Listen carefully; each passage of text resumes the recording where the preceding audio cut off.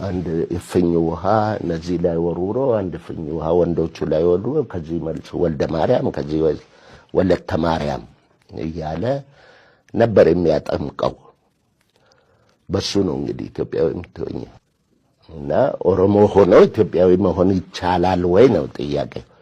እኔ ኦሮሞ ሆኜ ኢትዮጵያዊ መሆን እችላለሁ ወይ ነው። እሱ ካልተቻለ ይሄ ሀገር ገና ብዙ ችግር አለበት። ዶክተር ይቅርታ አድርጉልኝ እቺን ነገር በደንብ አድምተን እንድናወራት።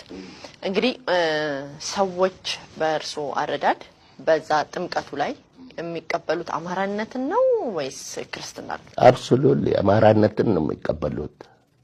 ቫክት ክርስቲያን ማለት አማራ ማለት ነው። አማራ ማለት ክርስቲያን ማለት ነው።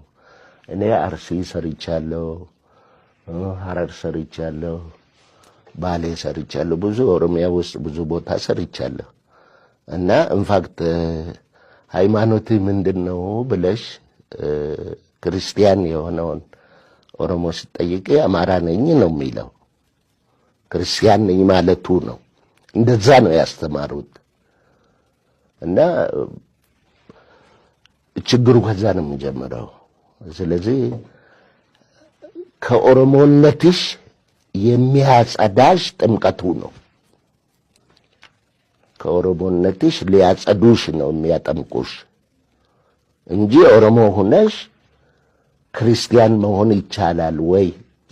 እስቲ መልካም ወደ መጽሐፍ ቅዱስ እንሂድና ክርስትና በደረሰበት ሁሉ ሌሎች ነገሮችን እየደመሰሰ ሌሎች ነገሮችን በሙሉ ለምሳሌ ሮምን ብንመለከት ሮም ታሪክ የክርስትና ታሪክ አልነበራትም። ከኢየሱስ ክርስቶስ በፊት ሌላ ስርዓት የሚከተሉ ሌላ ያምልኮ ነገር የነበራቸው ናቸው። ግሪክም እንደዛው ናት። ክርስትና ሲመጣ በሙሉ የመጣው እያጠመቀ አህዛብን በሙሉ በአብ ወልድ መንፈስ ቅዱስ ስም እያስተማረ ሌሎች ነገሮች በሙሉ እየደመሰሰ አይደለም። ሮም አሁን የዛሬ ስንት መቶ ዓመት ስንት ሺህ ዓመት የነበራትን መልክ ትመስላለች ወይ? ከአማራ ጋር ከሚገናኝ ክርስትና በባህሪው የመጣበት መንገድ ይሄ አይደለም ወይ ብሎ ማሰብ አይቻልም ወይ ዶክተር?